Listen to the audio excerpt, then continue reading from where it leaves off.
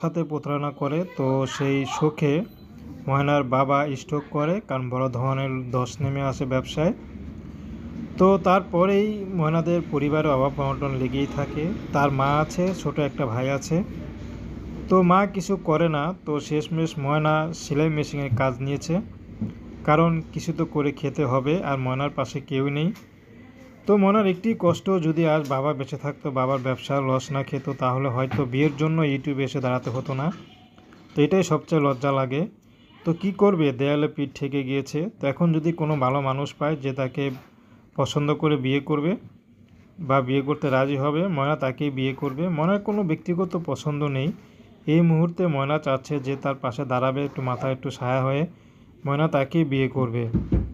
ময়না যা ইনকাম করে সেলাই মেশিনে কাজ করে, তাতে সংসার চলে না, উল্টো আরও ঋণ করতে হয়। কিন্তু তার খালু যে তাদের সাথে বেইমানি করেছে বা কথা দিয়ে কথা রাখেনি, তার খালু তাদেরকে কখনো জিজ্ঞেস করে না যে কী খেয়ে আছে না খেয়ে আছে। তো দর্শক,